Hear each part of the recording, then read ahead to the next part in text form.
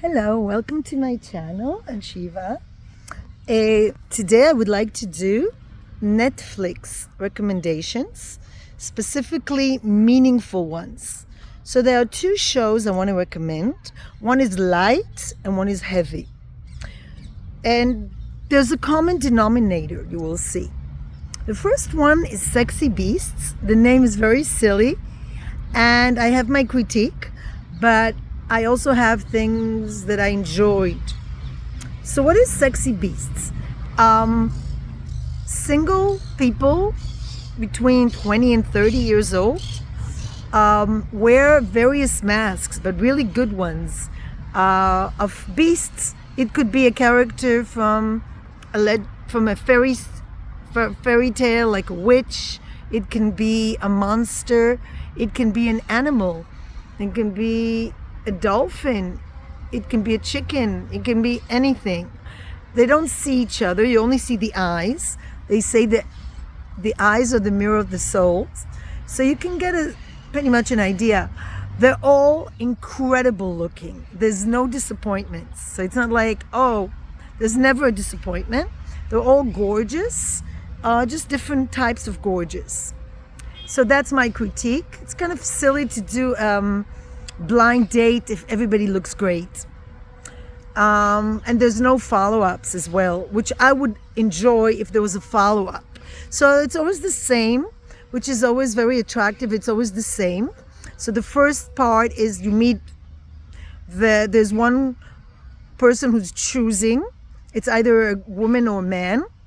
They're all dressed up and they get to know, they have conversations one-on-one, which 3 choices, and out of the 3 they have to eliminate one, and afterwards they have more intimate dates with those 2, and then they have to choose one, and then once they don't choose somebody, once a person is eliminated, they take off the mask and you see what they look like.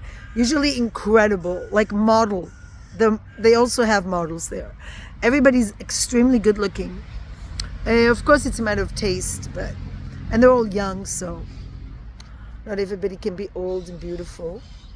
So my critique is that I would have liked a follow-up. I would have liked diversity. Not everybody's super thin, super fit. It would be nice to have different types. On the other hand, there's no shaming if somebody's a little bit critical of another person's weight. It's not an issue there. Everybody looks fit, top models. It's kind of, the suspense is the reveal. So I prefer this type of show to Love is Blind because they're not so time consuming. There's no wedding. They're just going on dates, which makes a lot more sense. So it's like The Bachelor, which I never watched, but same style. I enjoyed it. I watched the first season. It was nice. After a while, it gets to be a bit like everybody's great looking. Come on. Where are the ugly people? Or where are the people that are diverse or look different, So kind of sick of the Barbie dolls and the men. They all look like Ken.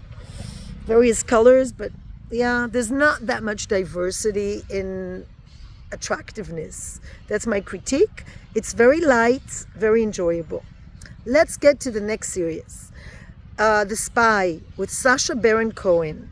Now, whenever I watch anything on Netflix, if the actor or actress are good, it makes all the difference.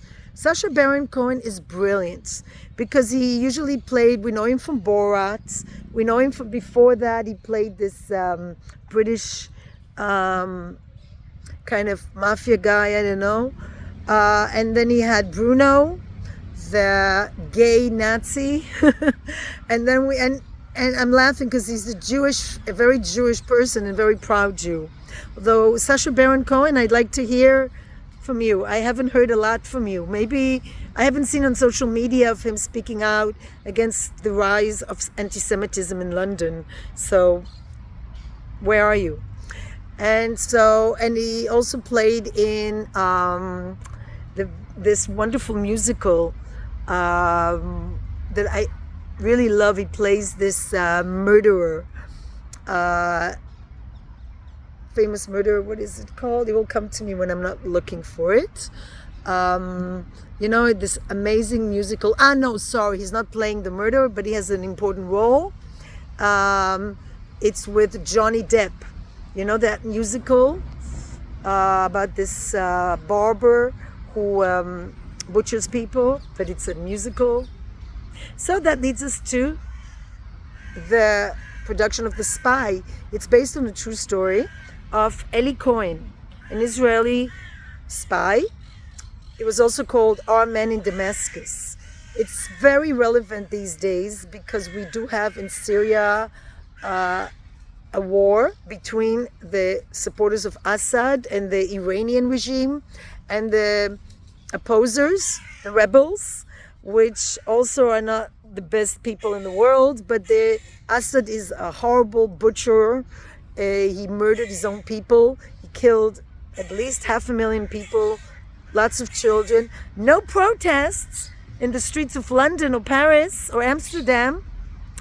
500,000 people murdered for having a different opinion.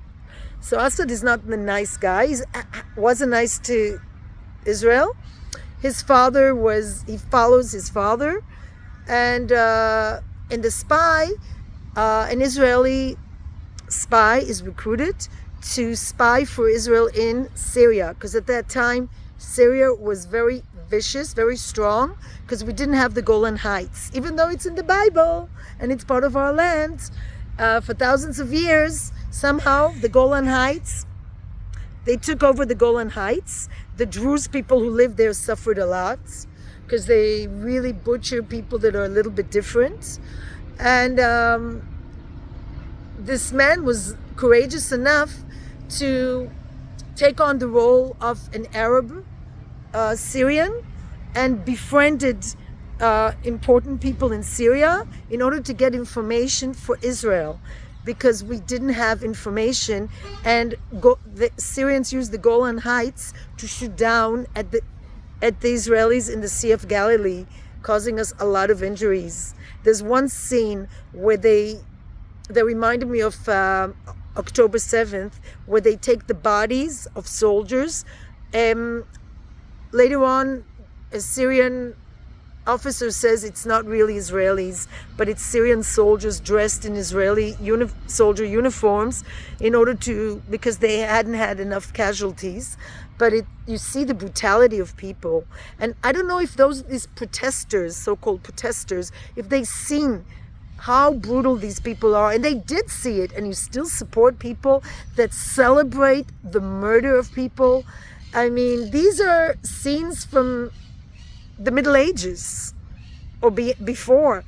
Bodies of soldiers, dead soldiers in the tank, being spit at, and one story of a spy that was discovered, he was tied to a motorcycle and dragged through a town, and everybody spits on him, and everybody was forced to watch this poor man dragged, tortured to his death. This is the sort of civilization we're dealing with. And people who support that are supporting that type of civilization. It is barbaric, it is violent and vicious, and they accuse Israel of the things they do themselves. Israelis would never think of celebrating the murder, dragging and exhibiting dead bodies, because we have different value system. Sorry, but that's the truth. It's not a matter of debate. Different civilizations. We do not enjoy torturing people. We do not enjoy showing bodies. We don't celebrate murder. We don't enjoy it. And you see Eli Cohen, and he's in Damascus, and he has to pretend to be a Syrian patriot, and then he goes, Syria, and then he sees the body of what he thinks are Israeli soldiers, and he's just like, he can't do it. He has to pretend to celebrate that kind of barbaric behavior, and it's just too much for him. In one scene, he says, Shema Yisrael, he starts to pray, to mutter to himself, because he's just so overwhelmed by all this brutality. And of course, no democracy, no respect for women, no respect for anybody who's different. And then he befriends an officer who tells him, these are not Israeli soldiers. But just now, we had an Israeli soldier whose body was kidnapped to Gaza. Can you imagine? They keep these bodies and they actually sell them like on eBay, the head or the body part or the body. They actually deal with bodies of people, selling them to the higher bidder. And they actually are holding still about 100 hostages, amongst them a baby, women and children, are undergoing horrible torture for more than a year. And these are the kind of people in Gaza, the same kind of people that are in Syria. The civilization of satanic, I can only call it satanic cults, of celebrating violence, bloodbaths. These are not things that we celebrate in monotheistic religion. And I'm sure that there is a type of Islam that doesn't celebrate it, like the Sufis, for instance. But these are the kind of civilizations that are dominant in the Middle East. And you see this man, he was born in, I think, in Egypt, I believe, if I'm not wrong. He was born in an Arab land, and he looks Arabic, but he's a Jewish person, and he has a wife and children, and he goes to Damascus through Switzerland in order to get information, vital information for Israel. We didn't have the technologies. We're talking about the 60s, just before 1967. 1967 would have ended completely different. When all the Arab nations invaded Israel, if Israel hadn't had that information provided by Eli Cohen, we would have had a different outcome. We wouldn't be victorious. We would have been finished. It wouldn't have been free Palestine. It would have been, because free Palestine means destroy Israel. We have one Jewish nation, more than 3,000 years old. People don't realize it. You're celebrating the birthday of Jesus, and then you deny the Jews lived before 1948 and you present them as colonial people. Was Jesus colonial? Was Jesus of the tribe of Judea? Was he a colonial person? We are indigenous to this land, and yet we're presented completely opposite by people that weren't even here. They came from Saudi Arabia, Lebanon, Syria to work here for the Ottoman Empire and stayed. And then they claim to be indigenous, and they claim a land, a tiny bit of land that is historically Jewish. And Eli Cohen is coming to get information. He's risking his life. And he tells you from the beginning, so I'm not spoiling, he was caught. And he was hung. It's not spoiler alert, because this is the story. This is what these regimes do. They hang people in public places and celebrate murder, celebrate violence. You know, the way there was a young woman from the music festival in Israel. They kidnapped her, murdered her, and everybody was cheering on as they spat on her body, on her tortured body. These are the kind of people we're dealing with. And the fact that in major cities in Europe, there are Europeans who are joining in these celebrations is horrific. And maybe, I think it shows you the origins of these people. Barbaric, satanic people that haven't embraced the higher divine paths of not murdering, not killing, not raping, and respecting life, which is the higher level, the higher spiritual level. Sorry, but no, we're not the same. So some of the leftists, progressive, want to present that we're all the same, but it's not like that. In Israel, no one would celebrate the murder. There wouldn't be public display. We wouldn't hang a Nazi that is responsible for the murder of Jews in the Holocaust. Adolf Eichmann, when he was executed, he received a fair trial with a lawyer. And when he was, I believe, he was hung. It was not in a public display. It was in private settings in a prison. And then there was no show. The trial was educational in order to present the facts about the Holocaust. Because already then they denied the Holocaust in the 60s. And now, a year after October 7th, We're in denial. People are in denial. It never happened, even though there's videos, and we have now social media, and anybody can just watch and see how they celebrate and cheer on. And when you watch The Spy, it's not new. It's from 5 years ago, I believe. You see what's going on in Syria in the 60s. How on one hand, they're very Western. They have parties. They drink alcohol, which is very not Muslim. On the other hand, the way they celebrate the murder of people and the way they tortured Eli Cohen. I don't want to get into details, but I don't know if I can watch it. I've watched most of it. It's, I believe, 6 episodes. I watched 4 and I had to cry. It was hard for me to imagine people treating other human beings in such a brutal way. And it's hard for me to imagine that you occupy 99% of the Middle East and you don't give the Jews a tiny bit of the Middle East, less than 1% of the Middle East because of intolerance. And then you have people that are supposed to be progressive. They're supposed to be pro-LGBT. And now in France, Jews and gay people or LGBT are told not to show that they're gay. You're not allowed to show you're gay. You're not allowed to show you're Jewish. And yet we have LGBT people supporting these kind of people. We don't want to make them angry. So Winston Churchill had a saying, the great Winston Churchill had a saying. He said, appeasing the enemy, appeasing somebody like that is like feeding the crocodile, hoping you'll be the last to be eaten.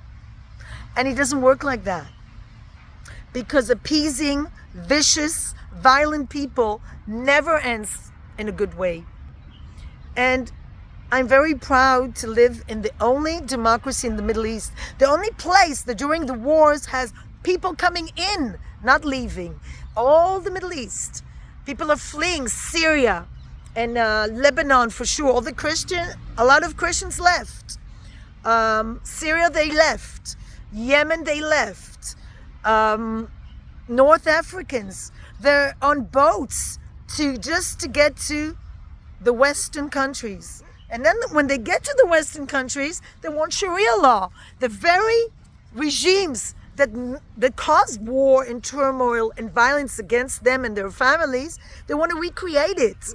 They want in London to build up the same system, because this is their philosophy and the ideology